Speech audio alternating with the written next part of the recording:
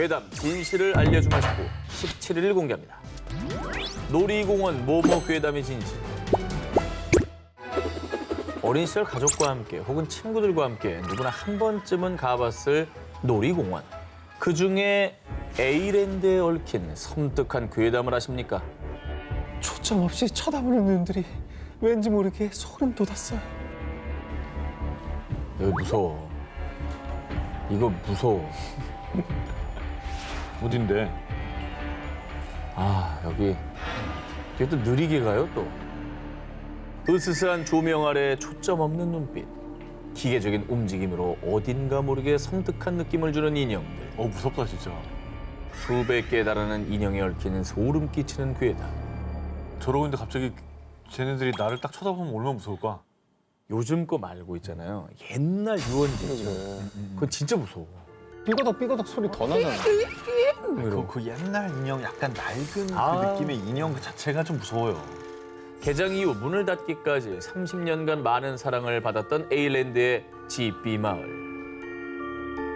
보트를 타고 터널을 지나며 전 세계 전통 의상을 입은 650개의 인형들이 탑승객을 맞이해주는 놀이기구였습니다.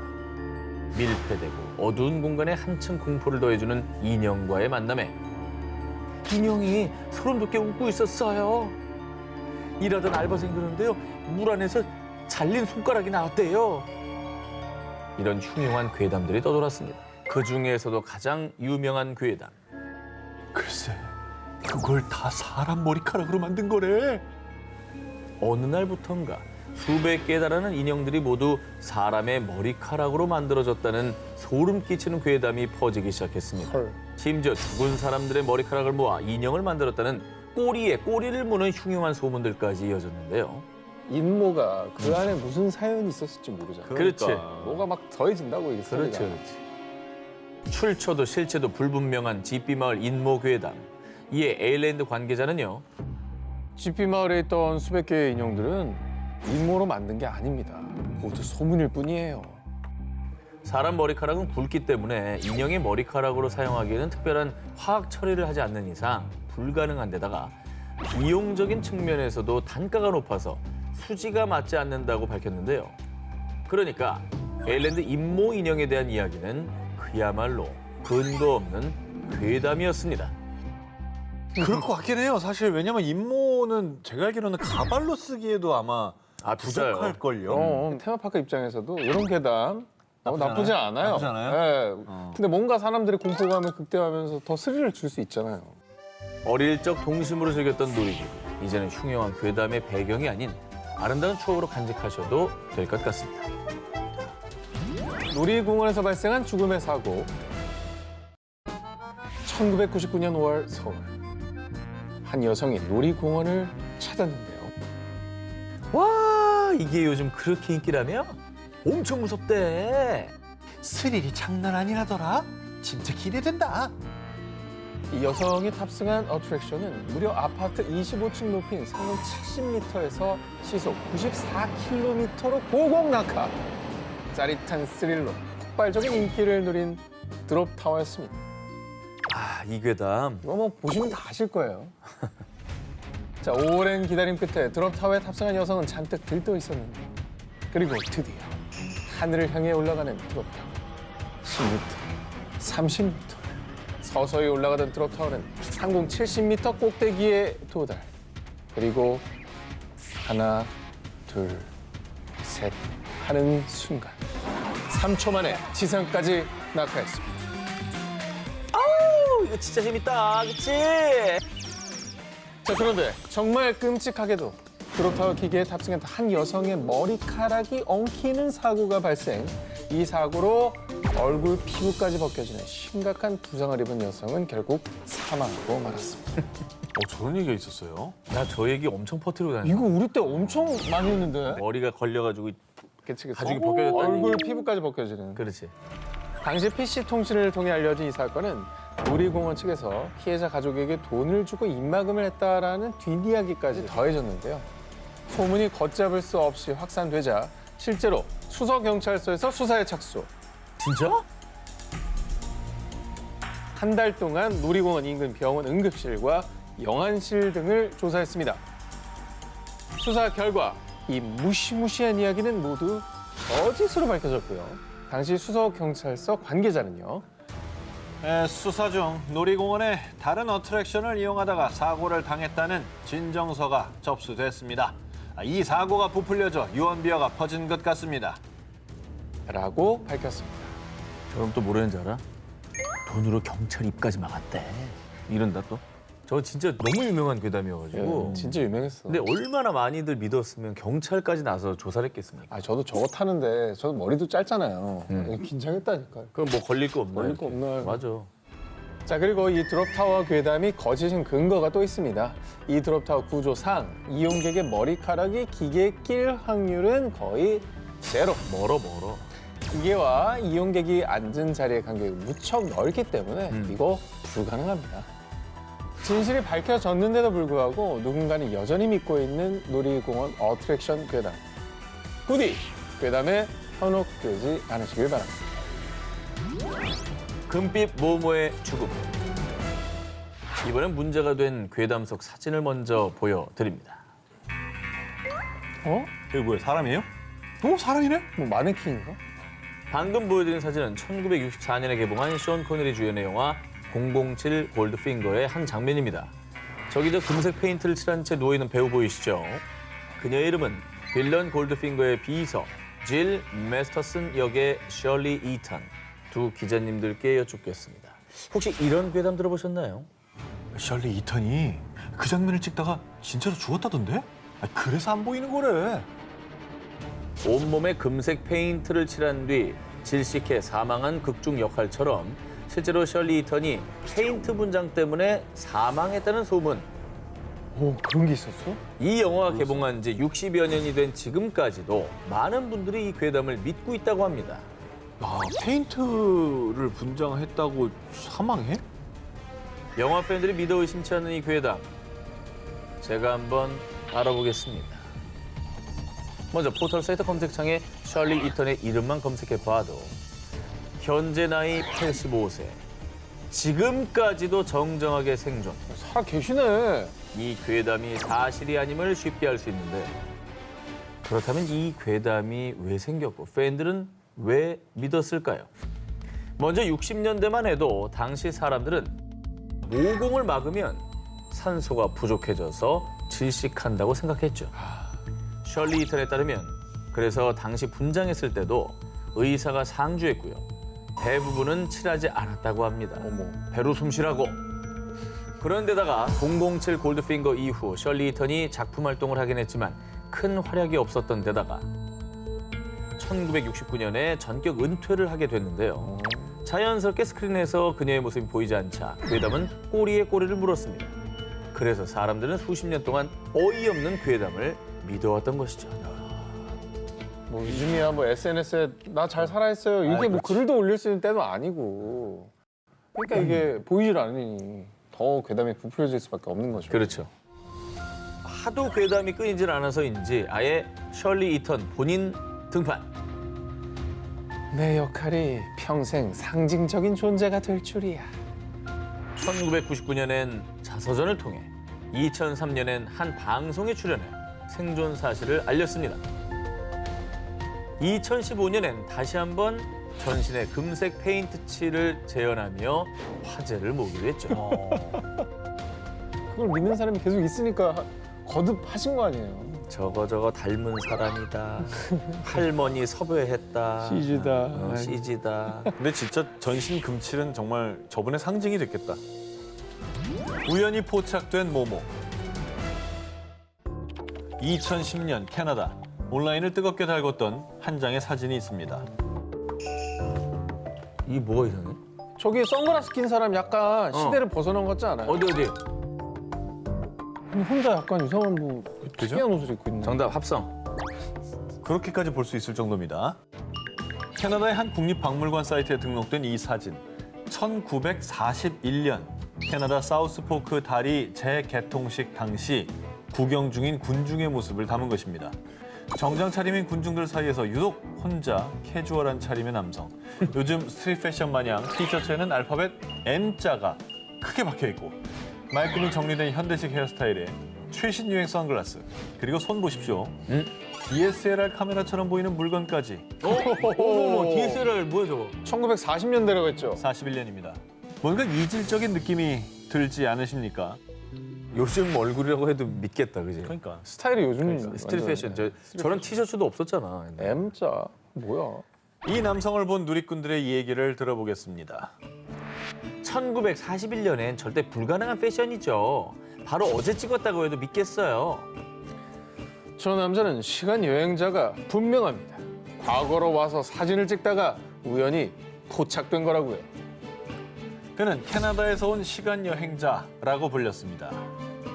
저거 41년도에 저런 헤어스타일과 패션은 좀 이상하긴 하네요. 그치. 합성이 아니라면 진짜 이상한 거지. 그리고 보통 저 때는 그냥 양복 입는 게 일상복이에요, 남자들. 그렇죠. 근데 외출복은 셔츠, 다 외출하면 양복이잖아. 양복. 그리고 국립박물관 사이트라면서요.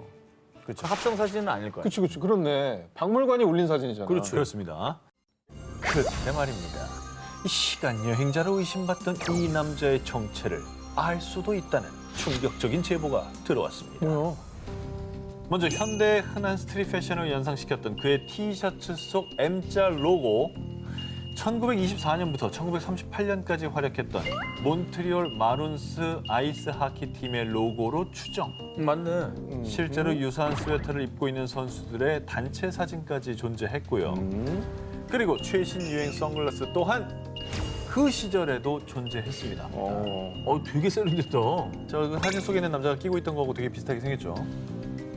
또한 그가 손에 들고 있었던 카메라와 유사한 형태의 포터블 카메라도 당시에 존재했습니다.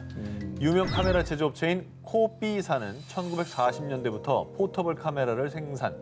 사진을 유심히 보면 앞에 있는 중년 남성 또한 손에 포터블 카메라로 보이는 것을 들고 있는데요. 저기 있네요. 저 네모난 상자. 네. 결국 그의 남달랐던 패션은 그 당시에도 불가능한 패션은 아니었다는 겁니다. 근데 저 당시에도 저분은 힙스터 내지는 패셔니스타였을 거예요. 그랬을 것 같아요. 네. 먼 미래 어딘가에서 온 시간 여행자가 정말로 존재한다면 우리의 눈에 한 번쯤은 띄지 않았을까요?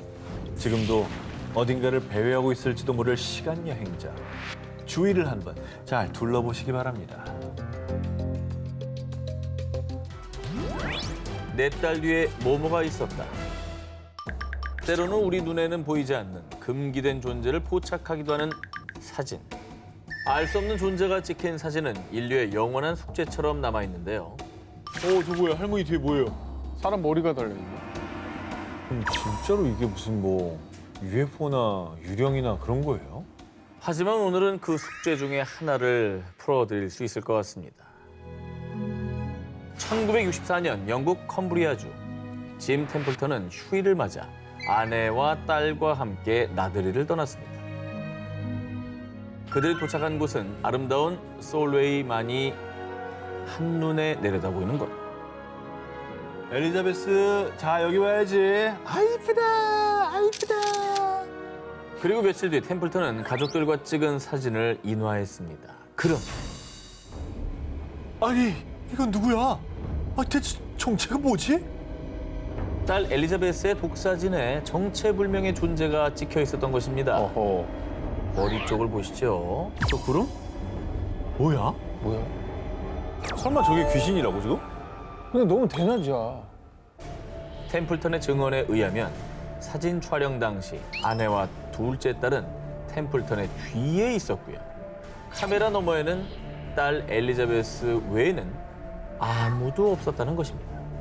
이 미스테리한 사진은 전 세계적으로 논란을 불러일으켰고요. 이에 카메라 및 필름 제조사인 코비사가 직접 나서서 문제의 카메라와 원본 필름을 분석했습니다. 그 결과 저희는 사진에서 어떠한 조작의 흔적도 찾을 수 없습니다. 실루엣의 정체는 결국 미스터리에 빠졌고요. 문제의 이 사진은 신명사진, 우주인 사진의 대명사가 되어 수십 년간 각종 괴담을 낳았습니다. 그렇다면은 정말로 유령이나 아니면 뭐 우주인이나 어허. 그런 상상을 할 수밖에 없겠는데요? 그런데 말입니다. 우리는 UFO 관련 저서를 쓴 클라크 박사로부터 뜻밖의 이야기를 들을 수 있었습니다. 사진의 밝기를 낮춰보면요. 우주인의 모습이 더욱 또렷이 보이는데요. 하얀색 우주복이 아닌 파란색 옷을 입고 있지요. 그러네요. 문제 그날 아내 애니 템플턴은 이처럼 파란색 원피스를 입고 있었습니다. 어허. 아내는 뒤에 있었다 그랬잖아요. 클라크 박사의 주장은 이랬습니다. 비밀은 바로 카메라의 뷰파인더인데요. 당시 템플턴의 카메라는 뷰파인더로 볼 때 전체 장면의 약 70%만 보이도록 설계돼 있었는데요. 그 때문에 딸 뒤에 있었던 아내의 모습을 템플턴이 보지 못했다는 것입니다. 아. 즉, 딸 뒤에 있던 아내의 모습이 과다 노출 현상으로 인해 마치 하얀색처럼 밝게 나왔을 뿐이라는 것이죠. 아, 저게 등이었구나, 엄마의. 야, 어떻게 저렇게 기가 막히게 구도가 잡혔냐. 많은 사람들의 등골을 서늘하게 하는 괴담. 사실 그 진실의 이면은 이처럼 생각보다 간단할지도 모르겠습니다. 모모에 숨겨진 끔찍한 살인 사건. 이번에 소개해드릴 괴담은 우리나라 8, 90년대생이라면 모르는 사람이 없을 정도로 한때 대한민국을 강타했던 아주 유명한 추억의 괴담입니다. 뭐야 이거? 아, 이거. 10원짜리 기억나. 아니, 그리고 500원짜리 하게 또 손 묶여 있는 거. 야, 자세히 알고 있네. 아. 그 정도면 귀신 나왔겠는데? 뭐가요? 그렇게 다 알면 귀신 나와요. 아 그런 얘기도 나는 있어요? 안 믿었어. 이게 말이 돼. 당시 10원짜리에 다보탑 밑면을 확대해서 옆으로 돌려보면 김이라는 글자가 있고요. 1000원권의 투호에서 아래로 삐져나온 막대 끝에는 민이라는 글자가, 또 5000원권의 뒷면 비석에는 알지자라는 글자가 존재, 화폐 속에 무시무시한 사연이 있다는 일명 김민지 괴담입니다. 어느 날 한국조폐공사 사장의 딸 김민지 양이 유괴되는 사건이 발생. 안타깝게도 김민지 양은 토막 살해를 당해 참혹한 시신으로 발견됐고 범인은 끝내 잡지 못했다는데요. 조폐공사 사장은 죽은 딸의 원혼을 달래기 위해 화폐 곳곳에 김민지 양의 흔적을 남겨놨다는 것입니다. 그리고 이 괴담의 증거로 제시된 실제 화폐들. 당시 국권 화폐에서는 앞서 보여드렸던 김민지라는 이름뿐만 아니라 김민지 양의 살해 흔적까지 남겨져 있다고 하는데, 진짜? 50원짜리에는 꺾여진 벼 잎에 범행 당시 사용한 도구가, 낫? 100원화를 뒤집으면 이순신 장군의 수염에 김민지의 머리카락이, 어머머. 500원화에 있는 학의 다리에는 꽁꽁 묶인 김민지의 팔, 그래, 저거. 그리고 끝으로 10,000원권에서는 세종대왕의 곤룡포에 김민지의 다리가 숨겨져 있다는 겁니다. 그리고 화폐에 숨겨진 김민지의 흔적을 모두 찾아내면 귀신이 나타나 사지를 찢어 죽인다! 라는 공포스러운 소문까지 떠돌았습니다. 너 어떻게 해? 난 10,000원을 몰랐어. 그래서 안 나왔는데. 모른 척 하지 마. 아, 진짜 몰랐어요. 있잖아. 10,000원 몰라서 살아있구나. 10,000원 몰라서 살아있나? 너 10,000원 모르는 걸 다행이라 생각해. 다행이다. 못 볼 아, 뻔했다. 너무 고맙습니다. 이게 결국엔 잘 들어맞는 스토리긴 했는데, 아니, 뭐 결국 사실 아닌 거 아닙니까? 괴담이 걷잡을 수 없이 커지자 한국조폐공사가 해명에 나섰습니다. 조폐공사의 사장의 딸이 유괴, 살해된 사건은 없었습니다. 한때 전국의 어린이들을 공포에 몰아넣은 김민지 괴담의 진실이었습니다. 야, 진짜 오래간만에 들었습니다. 이거. 진짜 추억이다. 야, 추억이다. 정말. 숲에 출몰한 공포의 모모. 어둠이 깊게 내려앉은 숲속. 한 청년이 길을 잃고 헤매고 있었습니다. 그런데 한 치 앞도 분간하기 어려운 칠흑 같은 어둠 속에서 점점 다가오는 빨간 불빛. 그리고 그 순간 순식간에 청년에게 달려든 무언가. 청년은 가까스로 도망쳐 목숨을 부지할 수 있었는데요. 그가 목격한 빨간 불빛의 정체. 누더기 옷을 걸친 사람인 줄 알았는데 얼굴이 돼지 같았어. 돼지처럼 기괴한 소리도 냈다고요. 그가 숲에서 목격한 건 바로 반은 사람, 반은 돼지 형상을 가진 돼지 인간이었습니다. 반인반수 돼지인간 목격담은 영국 중부에 위치한 한 마을의 숲에서 시작됐는데요. 자, 그런데 여러분, 이 숲 어딘가 나댔지 않습니까? 저희도 이전에 소개해드렸던 전설의 늑대인간이 출몰한다는 숲, 바로 캔록 체이스 숲입니다. 이름 들으니까 생각나요. 알겠죠? 체이스. 이곳에서 또 다른 정체불명의 괴생명체가 등장한 것입니다. 아니, 뭐가 자주 나타나네요, 여기서. 그렇죠. 어떻게 생긴 숲이길래 다 그런 것만 살아? 뭐가 있나? 1940년대부터 정체불명의 괴생명체, 돼지인간에 대한 목격담이 끊이지 않았습니다. 급기야 돼지인간이 돼지의 DNA를 맞은 임산부가 낳은 괴물이라는 괴이한 추측이 떠돌았는데요. 그렇게 마을 사람들은 수십 년간 숲에는 얼씬도 하지 않았고 절대 들어가서는 안 될 금기의 장소가 된 캔록 체이스 숲. 그런데 말입니다. 수십 년의 세월이 흘러 2013년 동물학자 리 브리클리가 10년간의 긴 연구 끝에 밝혀냈다는 돼지인간 괴담의 실체. 리 브리클리가 받은 제보 메일에 따르면요. 제2차 세계대전 발발 직전 영국군이 비밀리에 캔록 체이스 숲에 군 전쟁 시설물을 설치. 영국군이 시설물을 보호하기 위해 민간인의 숲 출입을 막아야 했어요. 그래서 사람들이 무서워서 숲에 얼씬하지 못하도록 돼지인간이란 괴담을 지어내 퍼뜨린 겁니다. 아니 이렇게 설명하면 좀 그럴듯하긴 한데 근데 군에서 저런 얘기를 퍼뜨려서 출입을 통제했을까요? 호기심에 들어온 사람도 있고 그러니까 오히려 이렇게 괴담을 비공식적으로 퍼뜨려가지고 못 오게 하지 않았을까. 근데 효과는 있었을 것 같은 게 이게 돼지인간만 있는 데가 아니잖아요, 저기는. 아 그렇죠. 늑대인간도 있는 늑대인간도 있고 뭐 여러 이제 괴생명체가 있으니까. 둘 같이 만나봐. 죽음이야. 캔록 체이스 숲의 돼지인간 출몰 괴담. 비록 진실이 밝혀졌지만 누군가는 여전히 그 숲에 무언가 살고 있다고 믿고 있습니다. 저주받은 두 얼굴의 사나이. 이번 괴담은 눈으로 먼저 확인하시죠. 아 뭐야? 뒤통수에 얼굴 달린 거야? 아니 이제 말도 안 돼. 저게 아니야? 저거 만든 거겠지. 사람들 사이에서 이 사진의 주인공으로 지목된 사람은 19세기 영국 귀족 에드워드 모드레이크, 일명 저주받은 두 얼굴의 사나이입니다. 1895년 12월 8일자 보스턴 선데이 포스트의 기사.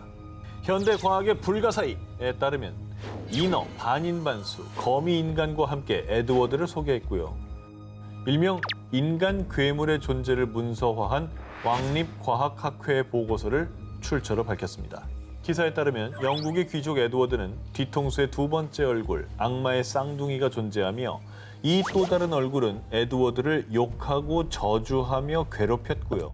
이를 제거할 의사를 찾지 못해 절망한 에드워드는 23살의 나이로 스스로 목숨을 끊었다고 보도했습니다.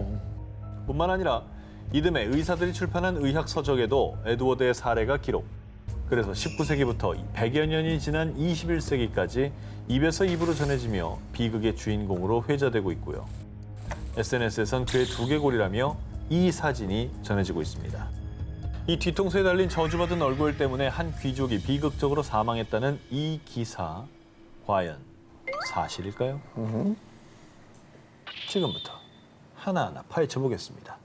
먼저 첫 번째, 그의 존재를 세상에 알렸던 신문 기사.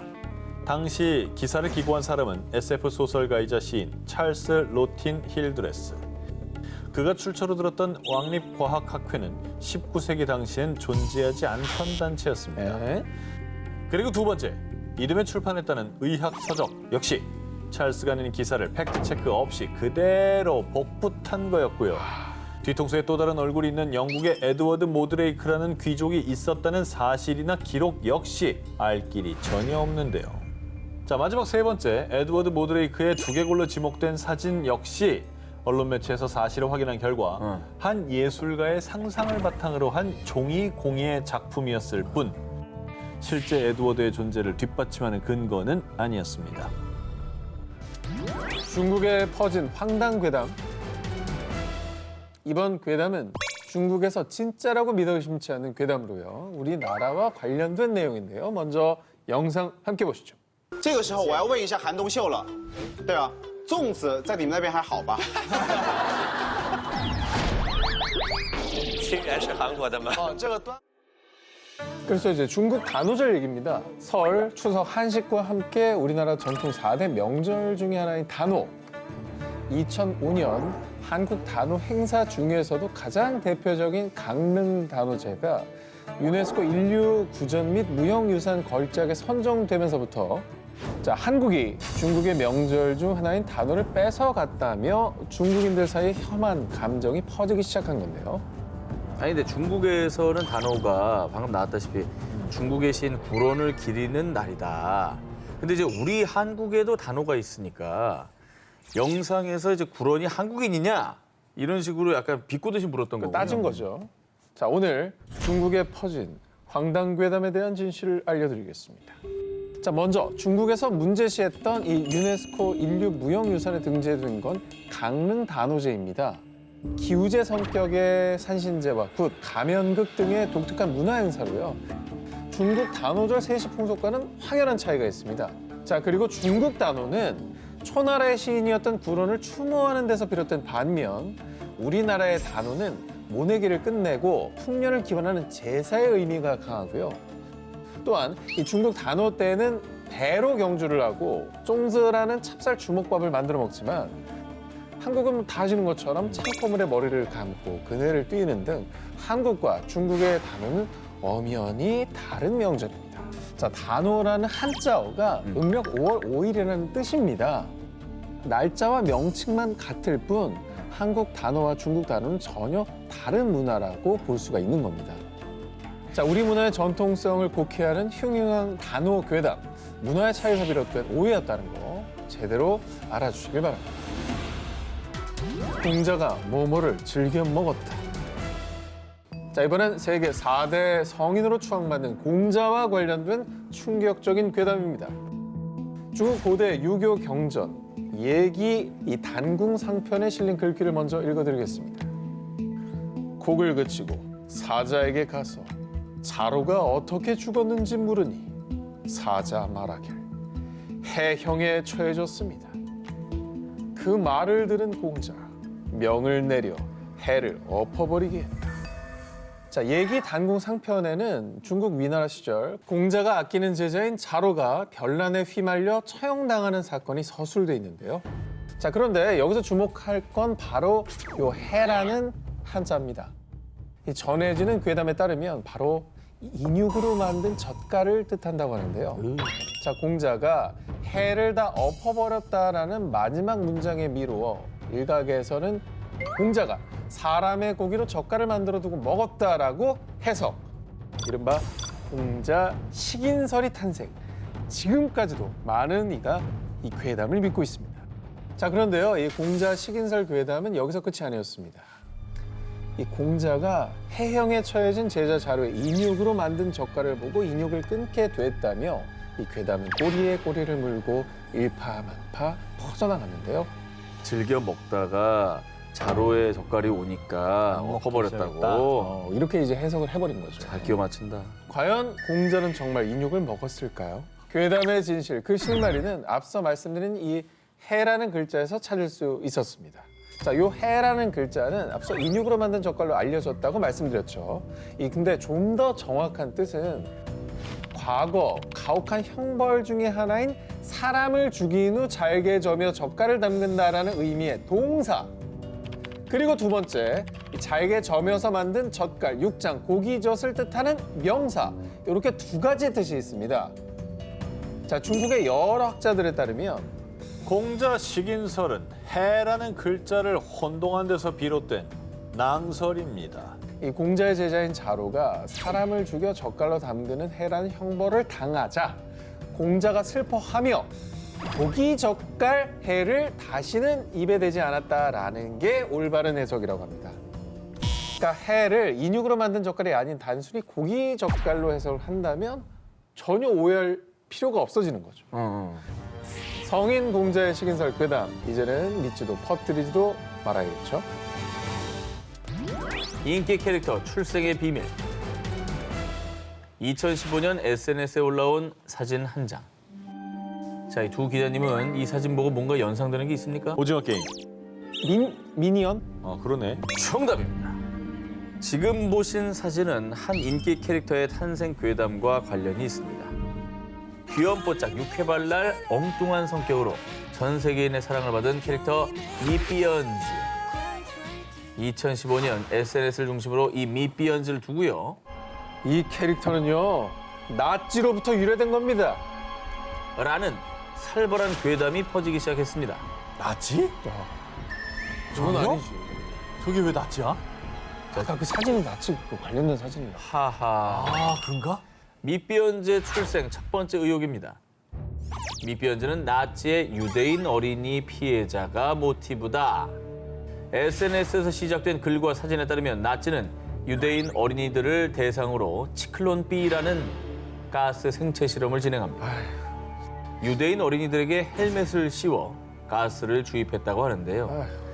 이 헬멧이 바로 미삐언즈의 모티브가 된 사진 속의 저 헬멧이라는 겁니다. 그리고 미삐언이 과거 나치가 유대인 어린이를 뜻하는 말이었다라는 주장과 함께 아, 그래요? 나치의 유대인 어린이 피해자가 미삐언즈의 모티브가 된 거라는 괴담입니다. 두 번째 의혹입니다. 미삐언즈 특유의 엉뚱함과 산만함은 나치의 생체 실험을 반영했다. 앞서 말씀드린 나치의 치클론 B 가스 실험 때문에 미삐언즈의 모티브가 된 유대인 아이들이 정신 이상 증상을 보였는데 이를 미삐언즈의 엉뚱한 성격으로 반영했다는 것이죠. 마지막으로 세 번째 의혹. 미삐언즈의 알아듣기 힘든 외계어도 나치 때문에 생겼다. 독일어를 할 수 없었던 일부 유대인 어린이들이 생체 실험을 당하던 중 히브리어나 다른 언어로 말을 했는데 이를 알아들을 수 없는 나치에게는 외계어처럼 들렸고요. 이를 미삐언즈의 캐릭터로 반영했다는 것입니다. 아, 너무 무서운데 너무 끼워 맞춘 것 같기도 하고. 예. 아무리 그래도 할리우드에서 그러니까. 나치를 범죄 집단이고 악의 상징인데. 악의 상징을 그렇게 썼겠습니까? 그렇습니다. 미삐언즈 출생의 비밀은 애초에 없었습니다. 미삐언즈를 둘러싼 의혹들을 촉발시킨 이 사진. 에헤. 나치가 활개치던 제2차 세계대전도 아니고 아하. 그보다 훨씬 앞선 1908년 영국 왕립 해군 잠수부들의 사진으로 밝혀졌고요. 헬멧도 가스 실험 도구가 아니라 그저 과학자가 개발한 잠수 장비였습니다. 하지만 가짜 뉴스임에도 불구하고 인터넷에서 미삐언즈의 출생과 관련된 근거 없는 괴담이 끊이질 않고 있는데요. 아, 이게 사진이 비슷하니까 또 그렇게 생기는군요, 괴담이. 아니, 재밌게 보던 그 영화가 나치 캐릭터가 될 뻔했네. 어휴, 이거 다행이네요, 진짜. 이거 동심을 지켜줘서 고맙습니다. 그렇죠. 집집마다 미삐언즈 다 끊을 뻔했어요, 그죠? 네. 미삐언즈는 귀여운 미삐언즈일 뿐입니다. 정치적 음모나 숨겨진 사연 이런 거 없으니까요. 애니메이션으로 즐기시기 바랍니다. 아시아를 점령한 빨간 마스크 괴담.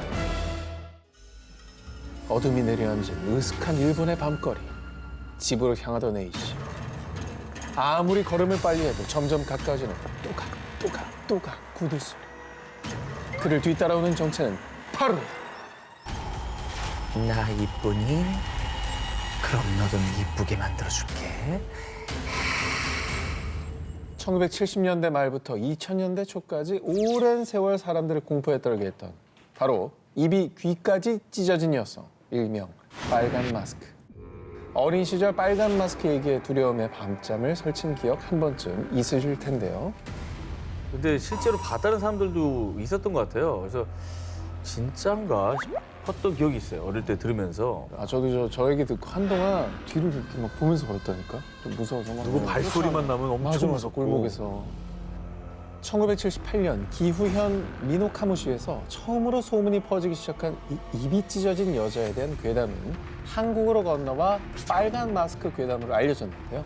이 괴담의 핵심은 마스크를 벗으면 입이 귀까지 완전 찢어진 여자가 가위나 도끼, 낫 등을 가지고 다니며 사람들의 입을 찢어버린다는 무시무시한 내용입니다. 당시 일본에서는 유명 잡지와 신문들의 앞다퉈 특집 기사를 실을 만큼 그 파급력은 대단했는데요. 입 찢어진 여자 출몰에 경찰 출동. 홋카이도 초등학생 집단 히스테리 증후군 호소. 어린아이들은 공포에 외출도 거부. 두려움에 병원까지 찾게 만드는 등 소문에 소문을 더한 괴담은 전염병처럼 퍼져 일본 전역을 공포로 몰아넣었습니다. 근데 저 정도면은 있었던 거 아니에요? 그냥 괴담으로 그냥 퍼뜨리는 정도가 아닌 것 같은데? 지금 생각해보면 설마 저게 정말 진실일까 싶긴 해요. 시작은 일본이었지만 빨간 마스크 괴담은 한국은 물론 또 중국과 대만 등 아시아 전역으로 삽시간에 퍼졌고요. 그로 인한 공포심도 어마어마했습니다. 자, 그렇다면 이 수십 년간 어린이들은 물론 어른들까지 많은 이들을 공포에 떨게 했던 이 빨간 마스크의 정체 도대체 무엇일까요? 빨간 마스크 괴담의 탄생 원인은 다름 아닌 꽃가루. 꽃가루 때문에 사람이 이상해진 거예요? 알레르기? 돌연변이? 자, 일본의 한 방송에 따르면 빨간 마스크 괴담이 처음 들었던 1978년 기후현은 기록적인 꽃가루 날림이 있어 대다수의 사람들이 마스크를 착용했다고 합니다. 자, 일본에서는 누군가 인사를 하면 마스크를 벗으며 답하는 게 예절인데요. 당시에 이 빨간 립스틱을 바르는 게 유행이어서 이런 사회적 현상이 과장된 괴담으로 발전했을 가능성이 높다고 합니다. 근데 이제 하두들 이제 마스크를 쓰고 다니니까 전혀 예상치 못했던 빨간색이 나오니까 깜짝 놀라는 거죠. 거기서 괴담이 나왔다. 네. 어. 빨간 마스크 괴담으로 어린 시절 공포에 떨었던 분들이 계시다면 오늘부터는 공포를 떨쳐내시고 두 다리 쭉 뻗고 주무시길 바랍니다. 네 얼굴 내놔. 그린맨 괴담의 진실. 미국 펜실베니아의 한 국도. 한밤중에 터널 근처를 걷는 사람들. 야, 여기 맞아? 진짜 담배랑 맥주를 주면 나 타는데. 맞다니까. 야야. 에? 저기 뒤에 진짜 얼굴이 없어. 내 얼굴만은 가져가지 마세요. 이들 앞에 나타난 것은 찰리 노 페이스, 얼굴 없는 남자, 일명 그린맨이었습니다. 미국, 특히 펜실베니아에선 5, 60년대부터 얼굴 없는 남자를 보았다는 목격담이 속출하며 많은 사람을 공포에 떨게 했고요. 그린맨이 얼굴을 뺏어간다는 무시무시한 괴담이 수십 년 동안 이어지고 있는데요. 근데 얼굴 없는 사람이 얼굴 뺏어간다는 괴담 이거 가짜죠. 분명 괴담이지만 우리는 그 실제 주인공을 확인할 수 있었습니다. 먼저 그린맨의 정체는 흉악한 괴물도 악당도 아닌 평범한 남성 레이먼드 로빈슨. 뭐야 이거? 사실 그는 어린 시절 전신주 위에 있는 새 둥지를 내리려다가 그만 아이고. 감전당하는 사고를 당하고 말았는데요. 실물이네. 겨우 목숨을 건졌지만 온몸에 화상을 입은 탓에 얼굴이 거의 녹아내리고 팔 한쪽도 잃게 됐습니다. 아이고. 그냥 좋은 마음으로 했던 건데. 그렇습니다. 새끼를 살려주려고. 사고로 얼굴을 잃은 로빈슨은 사람들이 자신을 보고 놀랄까 봐 거의 집 안에서만 생활했고요. 주로 어두운 밤에 국도를 따라 터널 인근을 산책하는 것이 그의 유일한 취미였는데요. 그런데 으아! 초록색 괴물이다! 종종 밤중에 로빈슨과 마주친 사람들이 놀라는 일이 발생. 그리고 운전 중 마주친 사람들이 헤드라이트에 반사된 그의 얼굴이 초록빛을 띤 것을 보고 그를 그린맨이라고 불렀고요. 심지어 그의 외모 때문에 얼굴을 뺏어간다는 말도 안 되는 괴담까지 퍼지게 된 겁니다. 좀 슬프다. 뿐만 아니라 괴담이 퍼지자 호기심에 그를 보기 위해 로빈슨이 좋아하는 담배와 맥주를 가져오는 사람들까지 생겨났는데요. 이건 괴담으로 보기가 힘드네요. 이건 슬픈 얘기지 이거는. 슬픈 얘기고 특히 저 로빈슨 저분한테는 얼마나 상처가 됐겠어요, 그 말이. 그리고 좀 따뜻하게 대해주셨으면 좋았을 텐데. 1985년 로빈슨이 세상을 떠난 후 지금까지도 일부 사람들은 그린맨 괴담을 믿고 있는데요. 누군가의 아픔을 괴담으로 떠드는 것이 과연 옳은 일인지 생각해봐야 하지 않을까요? 이제부터라도 공포스러운 괴담의 주인공이 아닌 한 사람의 인생으로 기억되길 바랍니다. 호파도라 괴담이 부른 참금. 2018년 인도 북동부 작고 평화로운 시골 마을 아쌈. 마을 전체를 공포로 몰아넣은 사건이 발생했습니다. 사건의 원인은 다름 아닌 호파도라 괴담. 이 마을에서는 호파도라가 아이들만 납치해서 신장과 안구를 적출하고 죽이기까지 한대요. 아이들이 나쁜 짓을 하면 복면을 쓴 납치범 호파도라가 나타나 아이들을 데려간다는 괴담이 떠돌았습니다.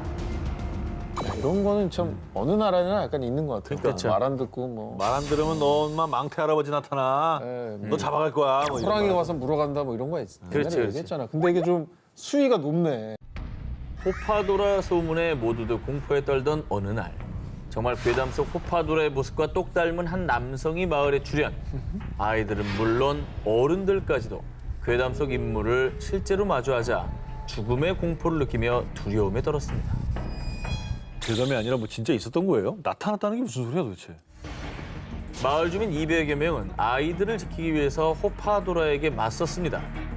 결국 그 남자는 사망하고 마는데요. 뭐야? 그런데 그의 정체는 호파도라가 아닌 29세 남성 닐로 트팔 다스로 무고한 시민이었습니다.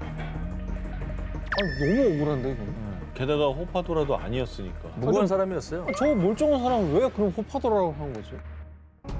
장래가 유망했던 전통악기 연주자 다스는요. 다른 지역으로 이동하던 중 아산 마을에 잠시 들렀습니다. 외지인의 방문이 거의 없는 작은 마을이다 보니 마을 사람들은 낯선 사람의 방문 자체에 경계심을 느꼈고요. 북원을 쓴 다스의 모습이 마치 복면을 쓴 호파도라를 연상시켰던 것입니다. 이걸 그렇게 실제 살인 사건까지 연결시켜버린다는 게 너무 황당하네요. 진짜. 그렇죠. 괴담 하나 믿고 애꿎은 사람 죽인 거예요. 아이들이야 뭐 무섭다고 파절하다 이럴 수 있지만 어른들이 갑자기 넣어서 죽였다는 거잖아. 그렇지. 아산 마을의 상당수가 디지털 문맹으로 컴퓨터나 인터넷에 익숙지 않아 온라인에서 본 모든 것들을 사실이라고 믿는 경우가 많았습니다. 호파도라 괴담 또한 온라인에 떠도는 가짜 뉴스를 곧이곧대로 믿어 마을 사람들 사이에 마치 사실인 것처럼 퍼졌던 것이죠. 괴담은 괴담일 뿐. 좀 구분을 해야 되는 건데. 인터넷에 누가 그냥 대충 써놓은 거를 그냥 믿는 거예요. 흉흉한 소문이 괴담보다 더 끔찍한 현실을 만들어낸 사건입니다. 거짓된 정보와 루머에 현혹돼서는 안 되겠습니다. 아파트 문 앞에 적힌 의문의 표시. 지난 4월 전국을 떠들썩하게 했던 사건입니다. 한 아파트에 거주 중인 입주민 A씨. 하루는 집 앞 소화전에 무언가 글씨가 적힌 것을 발견했는데요. 소화전에 적혀있던 글씨는 생후 7개월 된 A씨 아기의 이름. A씨는 당황할 수밖에 없었는데요. 그런데 말입니다. A씨는 이내 현관문 옆에 적힌 의문의 숫자도 발견했습니다. 5759. 자, A씨가 이 숫자를 인터넷에 검색해 보니 이 숫자들은 고대 히브리어로 어린아이라는 뜻이었는데요. 에이? 진짜? A씨의 집 앞에 누군가 은밀히 적어놓은 이 암호. 그는 대체 누구며 이런 암호를 적은 이유는 무엇일까요? 기분 나쁘겠다. 영화 숨바꼭질에 저런 게 나오잖아요. 그렇죠. 표시를 막 해놨죠. 어. 더 충격적인 건 당황한 A씨가 다른 세대 앞에 소화전들도 확인한 후였습니다. 해당 소화전들에도 입주민의 이름이 적혀있는 것을 포착. 그리고 소름 끼치게도 소화전에 적힌 이름들이 주로 여성이나 노약자란 사실까지 확인했습니다. 자, 이 사건이 인터넷에서 논란이 되자 경찰이 수사에 착수했는데요. CCTV를 분석해 범인을 추적한 결과 드디어 범인의 정체가 밝혀졌습니다. 누굽니까? 누구였어요? 자, 범인이 밝힌 충격적인 진실. 아, 저 우편물 배달할 때 헷갈리지 않게 이름을 적어둔 것뿐이에요. 네, 수많은 이들을 공포에 떨게 한 이 아파트 괴담의 범인은 바로 우체국 직원.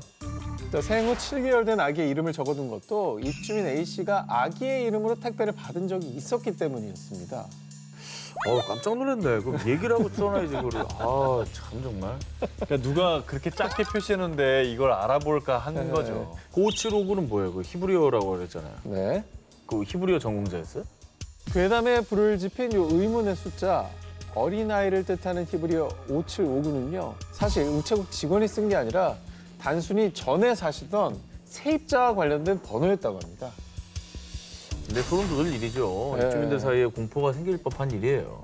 우체부 아저씨가 일을 잘하려고 한 건 알겠지만 이런 거는 안 하는 게 좋습니다. 안 하는 게 좋을 것 같아요. 결국 뭐 이게 단순한 해프닝으로 끝나서 참 다행이라는 생각이 듭니다.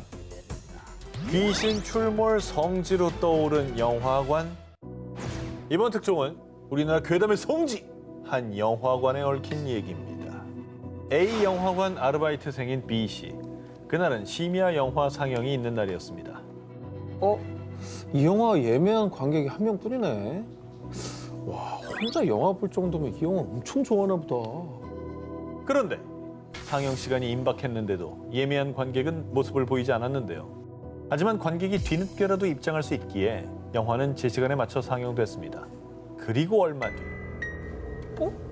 저 사람 언제 들어왔지? 들어오는 건 못 봤는데. 영화관 제일 앞쪽 좌석 A열에 앉아있던 빨간 옷을 입은 한 여성.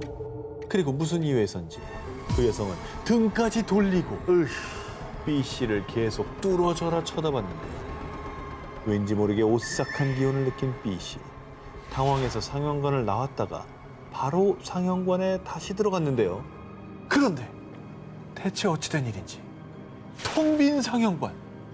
방금 전까지 상영관 좌석에 앉아 B 씨를 뚫어져라 쳐다보던 그 빨간 옷의 여성이 온데간데 없었습니다. 그리고 영화 안 보고 나 쳐다보고 있었잖아. 근데 사실 여기 떠도는 괴담 이거 말고도 되게 많아요. 많아요. 알아요.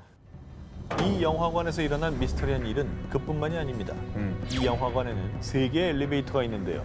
그중 가운데 엘리베이터만 유독 이상한 일이 일어난다고 합니다. 엘리베이터의 정원은 20명. 그런데 겨우 5명밖에 타지 않았는데도 정원 초과! 벨이 울리는 것이었습니다. 이 밖에도 이 영화관에서 귀신을 목격했다는 다양한 목격담이 속출, 괴담에 괴담이 더해지고 있는데요. 하지만 그 모든 것이 확인된 바 없는 괴담일 뿐. 아마도 이런 괴담이 생긴 건 어둡고 폐쇄된 영화관의 특성과 한때 영화관 건물 내부 리모델링으로 대부분 상가가 문을 닫으며 어수선하고 으스스한 분위기 때문에 발생한 것이 아닌가 추측된다고 합니다.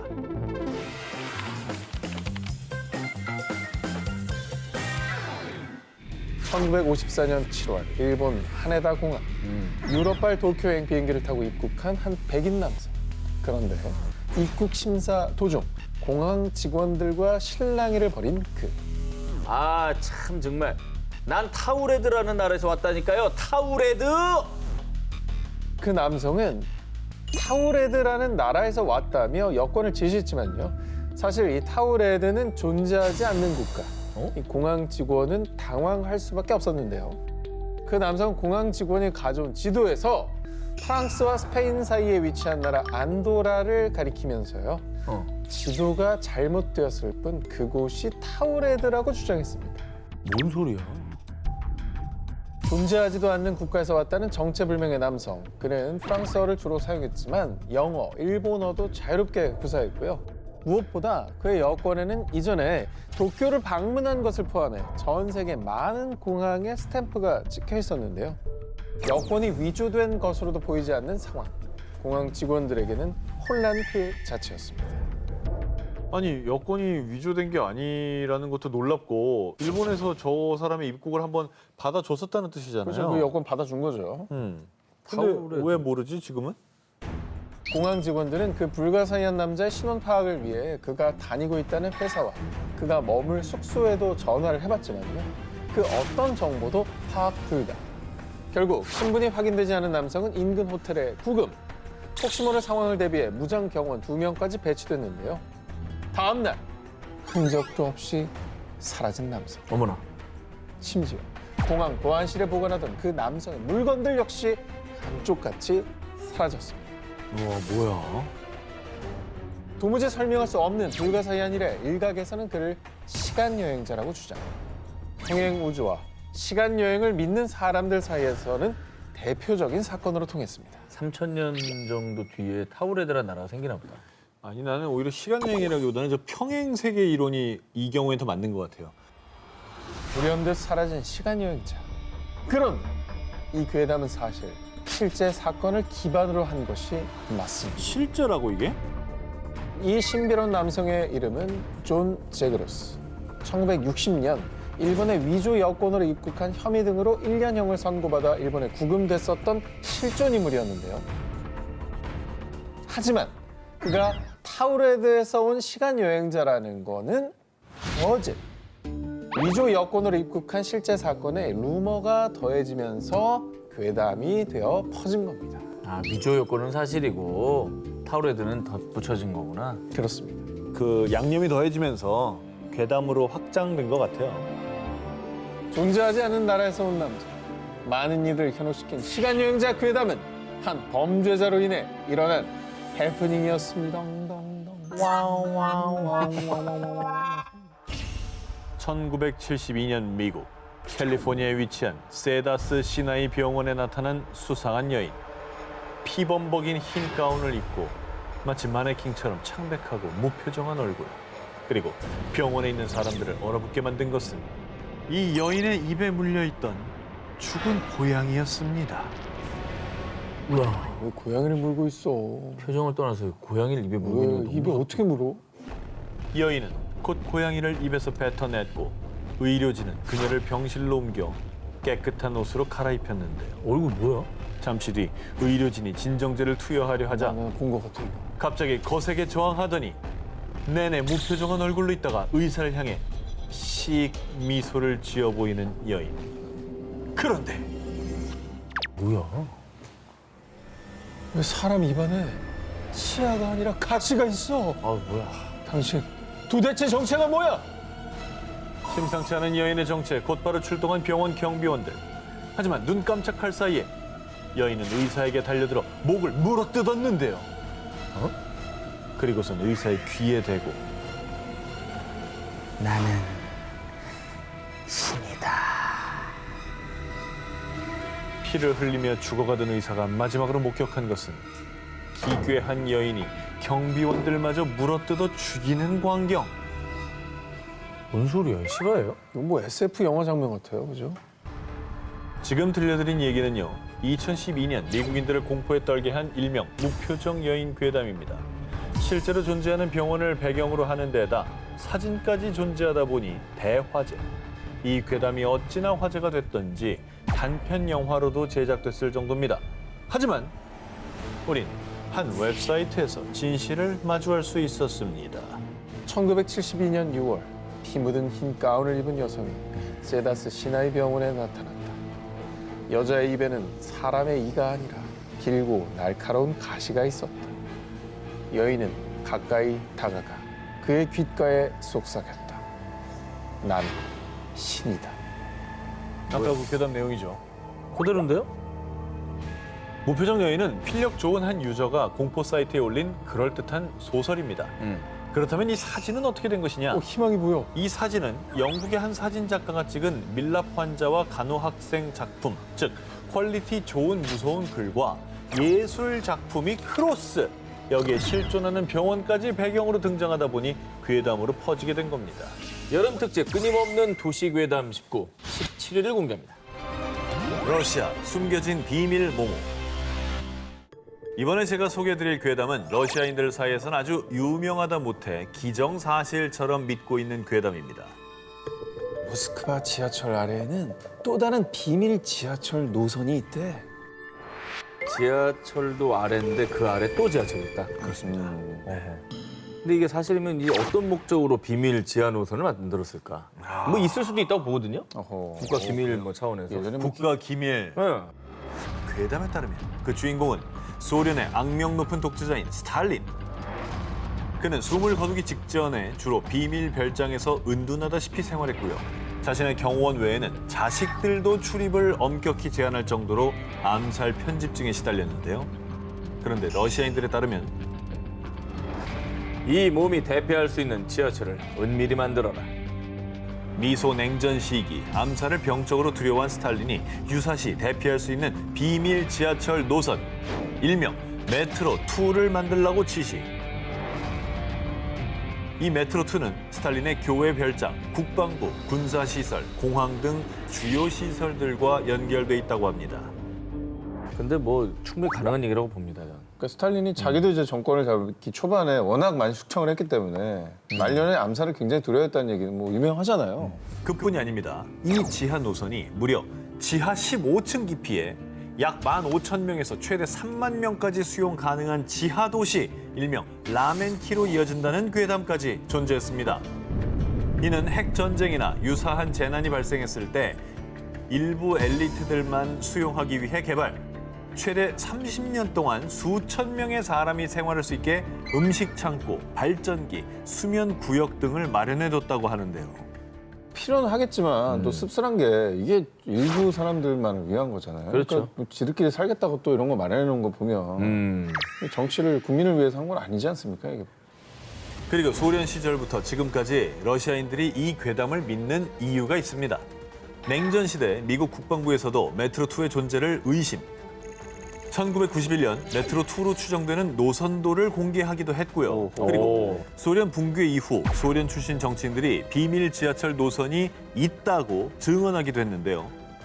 뿐만 아니라 2020년엔 러시아 도시 탐험 크리에이터가 모스크바의 지하철 영상들을 우크라이나로 전송한 혐의로 체포됐는데 언론 매체에 따르면 이 중에 메트로2에 대한 정보가 있었다고 합니다. 하지만 소문만 무성할 뿐 그 실체는 정확히 드러나지 않은 상태. 일각에선 지하에 기밀 시설은 있으나 괴담 속 메트로2는 과장된 것이라고 일축. 그리고 러시아 당국은 메트로2에 대해 인정도 부정도 하지 않고 있습니다. 탈의실 모모 사건의 진실. 1969년 5월 프랑스 루아레주의 중심 도시 오를레앙을 발칵 뒤집은 충격적인 사건이 발생했습니다. 그 얘기 들었어? 윗골목에 사는 여자가 도로패 갔다 실종됐대. 아니 또? 이게 벌써 몇 번째야. 옆 학교에 다니는 애도 그 매장에 갔다가 실종됐잖아. 의문의 실종 사건이 발생한 곳은 도르페란 이름의 의류 매장을 포함해 무려 6곳으로요. 피해자들은 전부 젊은 여성이었습니다. 젊은 여성만 없어졌다면 그러니까. 납치 의심이 좀 되네요. 뭐 납치하는 조직들 있을 수도 그렇죠. 있고 인신매매범들. 그렇지. 뭐 오를레앙 의류 매장 실종 사건의 내막은 너무도 끔찍했습니다. 일단 매장에 젊은 여성 손님이 방문하면 매장 주인이 다가와서요. 어머, 이 옷 너무 잘 어울리신다. 아, 저기 탈의실 가서 입어보세요. 탈의실에 들어간 여성 손님을 감금. 와. 그리고 탈의실의 비밀 통로로 연결된 지하실로 데려가서는 억지로 마약을 투약한다고 합니다. 와, 무섭다. 그리고 정신을 잃은 여성을 결박해 루아르강에 대기 중인 보트에 태워서요. 중동이나 남미로 보내 여성들을 성노예로 만든다는 겁니다. 와. 여기서 더 큰 문제는 피해자가 점점 늘어간다는 것. 처음엔 의류 매장에서 실종된 여성이 3명으로 알려졌지만요. 5명, 10명, 점점 늘어나더니 급기야 실종자가 무려 38명에 달했습니다. 그 소문이 나면 이제 그 매장들 근처에는 뭐 젊은 여성분들뿐만 아니라 뭐 아무도 안 가겠는데요. 야, 근데 탈의실이란 공간이 되게 무서운 그렇지. 공간이네. 뜻으로 걸어 들어가서 문을 잠그잖아. 걸어 들어가서 잠그고 그 주변에 아무도 없잖아요. 그러니까 목격자가 없을 수밖에 없지. 와, 너무 무섭다. 이 연쇄 실종 사건으로 인해 오를레앙 시민들은 공포에 떨었고요. 일부 시민들은 실종 사건이 발생했다고 알려진 매장들 앞에서 격렬하게 시위를 펼쳤는데요. 그런데 말입니다. 경찰의 충격적인 발표. 오를레앙에서 접수된 실종 신고는 0건, 단 한 건도 없었다고 하는데요. 네? 오를레앙 의류 매장 실종 사건은 사실 어린 학생들이 퍼뜨린 가짜 괴담. 아유, 뭐 하는 거야? 당시 언론에서도 실제로 오를레앙의 의류 매장에서 여성들이 실종된 사건은 없었다고 보도했는데요. 하지만 오를레앙 시민들은 실종 사건이 일어났다고 알려진 곳들이 전부 유대인이 운영하는 매장이라는 사실에 주목.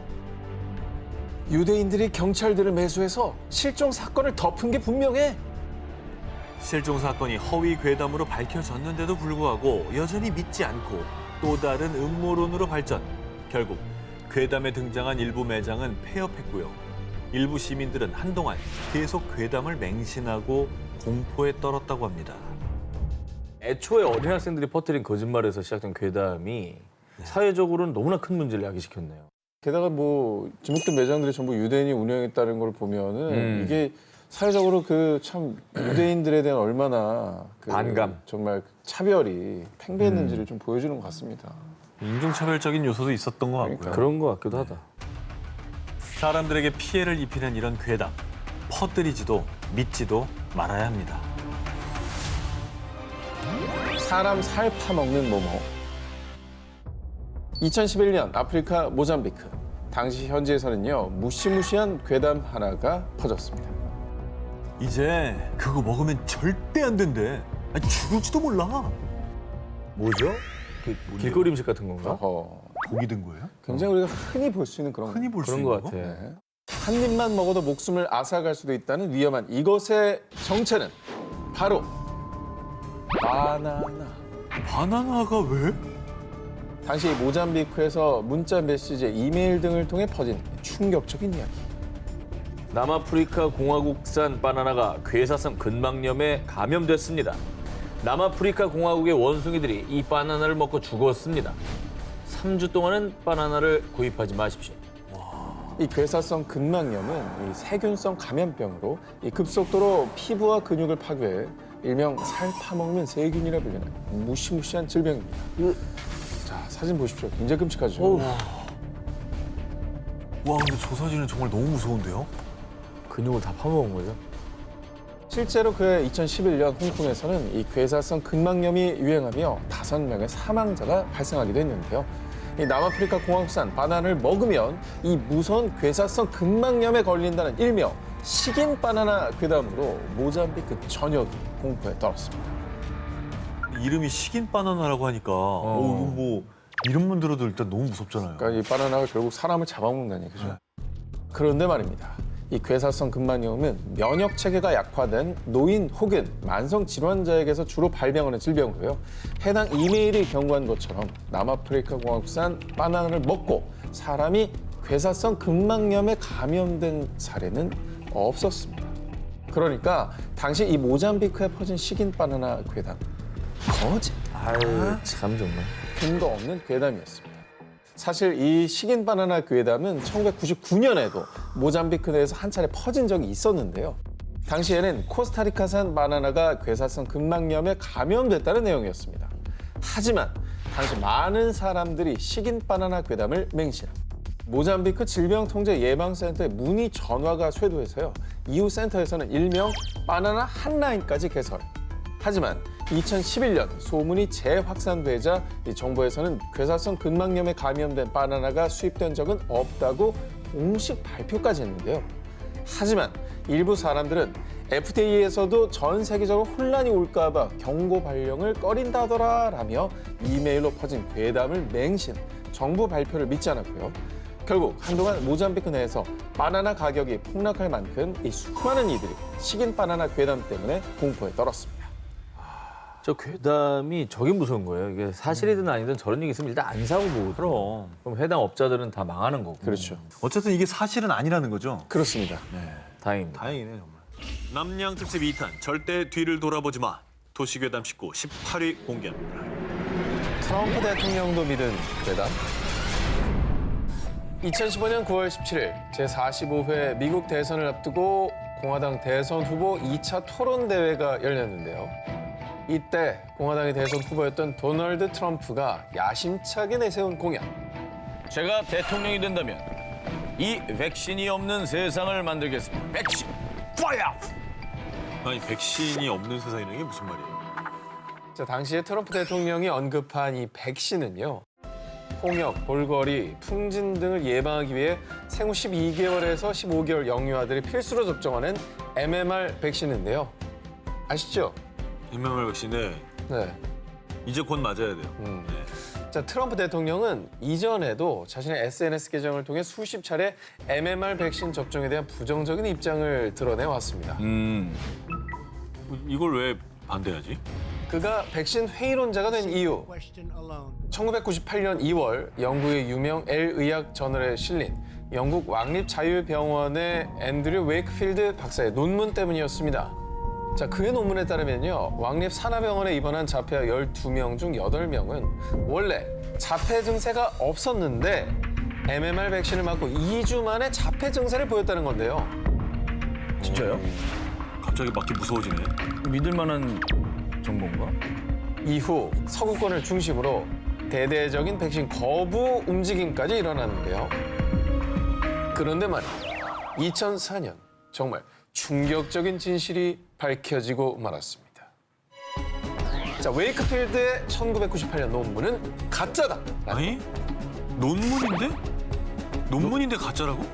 자, 영국 주요 주간지 보도에 따르면 웨이크필드 박사가 언급한 자폐아 12명 중에 일부는 1994년 MMR 백신 제조업체를 상대로 부작용 집단 소송을 제기한 사람들이었는데요. 당시 소송을 담당한 법무법인에서 웨이크필드 박사에게 40만 파운드, 당시 우리 환율로 약 9억 3천만 원을 주고 소송에 유리한 논문을 쓰도록 사주한 거였다고 합니다. 냄새 나네. 결국 2010년 2월 L 의학 저널은 웨이크필드 박사의 논문을 전면 철회. 아하. 같은 해 5월 영국 의료위원회는 웨이크필드의 의사 면허를 영구 박탈했다고 합니다. 아니 논문에 학술지에 이렇게 실렸으면은 부모들은 백신 안 맞히잖아요. 그러니까요. 그안 맞힌 사람들은 얼마나 좀 황당하겠어요. 자기 아이들을 위해서 안 논문 맞췄는데. 보고 안 맞췄는데 그 병에 걸려. 그러면 얼마나 황당해. 그런 아기들도 실제로 많았다고 합니다. 있었을 거고. 자, 더군다나 더 큰 문제는 백신 괴담의 여파였을까요? 2018년도부터 홍역이 대유행. 진짜 저 웨이크필드 저 사람은 정말 중벌을 받아야겠다. 천벌 받아요. 처벌 받아야겠다. 사람들의 그릇된 욕심이 만들어낸 백신 괴담. 다시는 이런 일이 반복돼서는 안 될 겁니다. 미국 유명 호텔의 전염병 괴담. 이번 특종 사진 먼저 보시죠. 의리의리하죠? 와, 되게 좋아 보인다. 뭐야 이게? 미국 펜실베니아 주에 위치한 벨뷰 스트래트포드 호텔입니다. 1904년에 건설된 이 호텔은 공사비만 무려 1조 7천억 원. 엄청나죠? 오우, 화려하네. 세상에. 그런데 이 초호화 호텔이 1970년대 후반 한순간에 끔찍한 죽음의 장으로 변하고 맙니다. 저 호텔에 가면 시름시름 앓다가 죽게 된대. 왜? 죽는다고요? 무슨 얘기야? 1976년 이 호텔에서 전쟁 참전 용사들을 위해 3일간 대규모로 재향 군인회 행사가 열렸는데요. 그런데 행사가 끝나고 얼마 뒤 참가자 중에 무려 200여 명이 두통과 고열을 호소하기 시작했습니다. 그러더니 급기야 30여 명의 사망자가 속출. 게다가 더 무서운 건 이 병의 원인을 도통 모르겠습니다. 의사조차 알 수 없는 정체불명의 전염병이라는 겁니다. 그래서 이 호텔이 옛날에 묘지터였다며? 아니야. 전쟁 때 죽은 적군들의 혼이 막 괴롭히는 거래. 그래? 연달아 발생하는 의문의 죽음 때문에 각종 추측과 괴담이 흉흉했고요. 결국 전염병 발생 4개월 만에 호텔은 폐쇄 조치됐습니다. 야, 와, 호텔이 문까지 닫아버렸어요? 누가 하겠어, 저기. 안 가니까. 아이고. 이후 원인을 밝혀내기 위해 미국 질병통제센터까지 극비 소집, 그리고 이듬해 조셉 맥데이드 박사에 의해 드디어 미스터리한 전염병의 원인이 밝혀졌습니다. 나왔나요? 그 원인은 바로 호텔의 냉각탑에 번식한 박테리아 때문이었는데요. 에어컨 때문이구나. 그렇습니다. 정말 생각지도 못했습니다. 그래서 이 박테리아는 첫 번째 희생자의 이름을 따서 레지오넬라균으로 명명. 이 이름은 들어본 적 있으시죠? 예. 여름에 많이 듣죠 뉴스에서. 우리가 일명 냉방병, 에어컨병이라고 하는 그 병의 그것 때문에 필터 자주 갈아줘야 되잖아요. 그렇습니다. 네. 고급 호텔을 둘러싸고 일어난 의문의 죽음과 괴담. 올여름 레지오넬라균 조심 또 조심 꼭 기억하시기 바랍니다. 경찰까지 나선 휠체어 아저씨 괴담. 이거 굉장히 무섭습니다. 아 그래요? 한번 들어보십시오. 2017년 6월 한 여성이 지역 인터넷 카페에 우리 아들이 직접 겪은 일이라며 올린 글 하나가 일산 일대를 공포로 몰아넣었습니다. 뭔데요? 뭐지? 어느 늦은 밤 작성자의 아들 A군은 집에 가려고 일산 주염역 근처 정류장에서 버스를 기다리고 있었는데요. 그때 어디선가 들려온 간절한 목소리. 학생, 아니 저기까지 휠체어 좀 밀어줄 수 있어요? 아니, 팔에 힘이 빠져서. A군은 흔쾌히 남자를 도와드렸고요. 그리고 남자가 말한 건물 앞에 도착했는데 왜 안 나오지? 저기 미안한데 건물 안까지 더 들어가 줄 수 있어요? A군에는 뭔가 꺼림칙했지만 설마 하며 건물 안 엘리베이터 앞까지 갔습니다. 뭐 누군들 저렇게 안 했겠습니까? 그러니까. 그죠? 그런데 A군이 그만 가보려고 하자 음료수를 마시고 가라라는 등 자꾸만 남자가 시간을 끌기 저때 시작했습니다. 나왔어야죠. 뭔가 불길한 예감이 든 A군은 화장실이 급하다는 핑계로 불이 나게 빠져나왔는데 네. 그런데 기다리라는데 어디가? 그리고 조금 뒤에 A군이 목격한 충격적인 광경. 뭔데? 누군가 전화를 하며 화를 내던 남성은 일어서서 전화를 진짜? 통화를 하면서 휠체어를 끌고 갔습니다. 그 뭐 납치하려고 했던 거 아니에요? 그 학생을? 자, 일산 주민들을 공포로 몰아넣은 일명 휠체어 아저씨 괴담. 결국 일산 서부경찰서에서 조사에 나섰는데요. 그런데 경찰 조사 결과 휠체어 아저씨 얘기는 사실 무근입니다. 자, 이게 어떻게 된 사연이냐. 일산에 거주한 한 아주머니가 아들의 얘기를 듣게 됐는데 이때 이제 살짝 좀 오해가 있었던 겁니다. 네네. 그런데 아주머니는 더러 겁이 나서 인터넷에 글을 올린 거였습니다.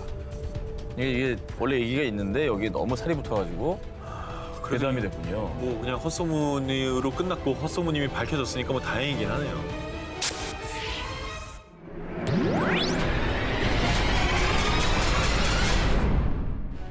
만취 여대생 일어나 보니 신장 도난. 맞아. 이런 얘기 많이 있었지. 뭐 어느 나라 갔더니 뭐 택시 탔더니 뭐가 없어졌대더라 뭐 이런 얘기들. 자, 기사의 내용에 따르면요. 중국의 한 여대생이 쓰촨성 대학교 학생들이 개최한 파티에서 한 남자를 만났고 초면이었지만 빠르게 호감을 느낀 두 사람은 근처 호텔로 가 와인을 몇 잔 더 마시게 됐습니다. 그리고 여대생은 본인도 모르는 사이 잠이 들고 말았는데요. 아이고. 그런데 정신을 차린 여대생이 눈을 뜬 곳은 침대도 소파 위도 아닌 얼음이 가득한 욕조 안. 어머머. 그리고 그녀의 눈에 띈 쪽지 하나. 120으로 연락하지 않으면 넌 곧 죽게 돼. 덜컥 겁이 난 여대생은 곧바로 응급의료센터인 120으로 전화를 걸어 본인의 상황을 설명했는데요. 그런데 그때 얼른 허리 뒤쪽을 확인해 보세요. 다급한 의료진의 말에 바로 허리를 확인했는데 무려 20cm 이상 찢어진 상처가 있었던 겁니다. 알고 보니 그 상처는 신장을 적출한 수술 자국. 그러니까 저런 신고가 얼마나 많았으면 바로 허리 뒤를 확인하라는 얘기를 해요. 그럼 범인은 같이 술 마신 남자? 그렇습니다. 그런데 얼마 뒤 알려진 충격적인 사실. 여대생 신장 도난 사건은 모두 페이크.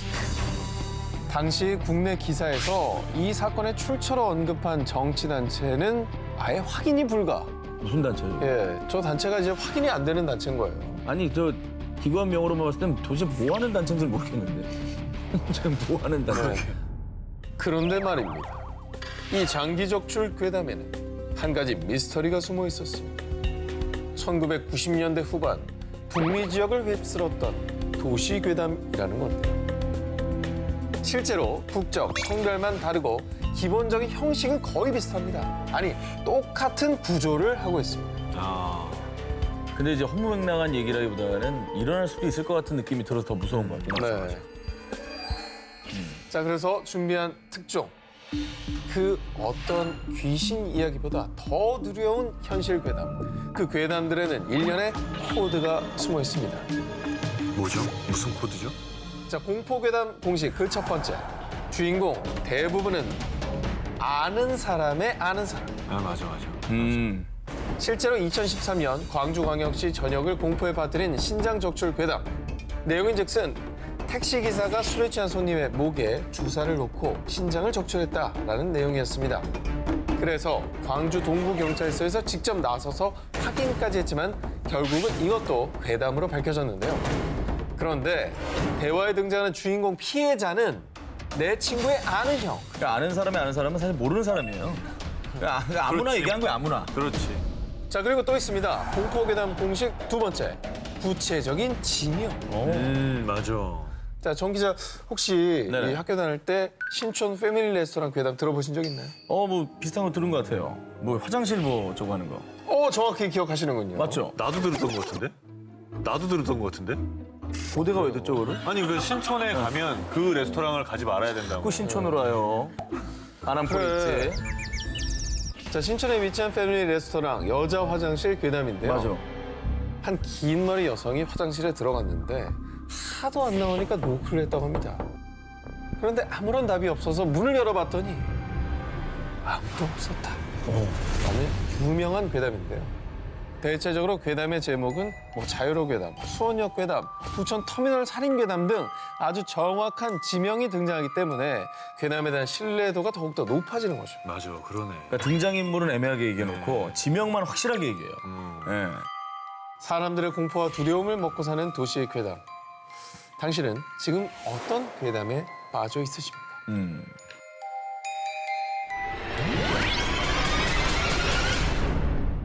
명실상부한 대한민국의 명문대 서울대학교.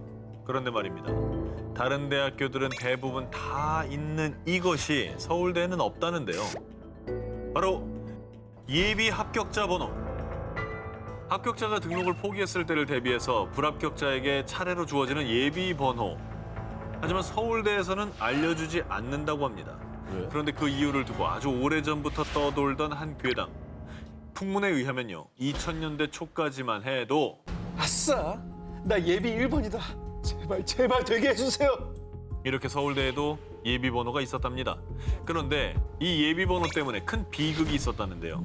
당시 서울대 의대 입시에서 예비번호 1번을 받은 학생이 자신의 합격을 위해 끔찍한 계획을 세웠으니 바로 살인 청부. 에이. 그런데 다행히도 청부 살인은 미수에 그쳤지만 이 사건이 알려져 이후 서울대에선 수험생들에게 예비번호를 알려주지 않게 됐다는데요. 게다가 한 커뮤니티에 서울대 입학처에 확인해보니 사실이라는데요? 라는 인증글까지 올라와 논란에 덧불을 붙였죠. 뭐 말씀하신 그런 그 괴담이 뭐 좀 신빙성이 있잖아요. 왜냐면 워낙에 입시 위주의 시스템이고 서울대 만능주의고 그런 게 좀 만연했었으니까요, 당시에는. 뭐 오죽하면 예서가 김주영 선생님을 고용해서 맞아요. 코디네이터를 받겠습니까? 맞아요. 서울대에 가려고 한 거 아닙니까? 그래서 어떤 얘기가 돌았냐면 드라마가 서울대 청부 살인 사건을 모티브로 한 거 아니냐 뭐 이런 글도 있었고요. 그 사건이 다시 화두에 오르면서 실시간 검색어에 서울대 의대 청부 살인이 오르기도 했었습니다. 실검에 하지만 이 괴담에 대해 서울대 관계자는요. 대응할 가치가 없습니다 라고 답했고요. 무엇보다 이 괴담의 산통을 깨는 진실이 있었으니 서울대는요. 예비번호가 원래부터 없었습니다. 아 있다가 없어진 게 아니고 한 번도 있었던 적이 없대요. 아니 근데 왜 유독 다른 대학교는 알려준 데도 있는 걸로 알고 있거든요. 왜 그 학교는 안 알려주는 거예요? 모 신문 매체를 통해서 한 서울대 관계자가 답을 해줬는데 예비번호는 미등록자가 발생할 경우에만 사용하는 거지 사전에 공표할 수 있는 대상이 아니다라는 말을 했다고 합니다. 학생들을 둘러싼 입시, 성적 괴담, 이 모든 게 어쩌면 수험생들의 극심한 스트레스 때문에 만들어지는 괴담은 아닐까요? 저게 정답입니다.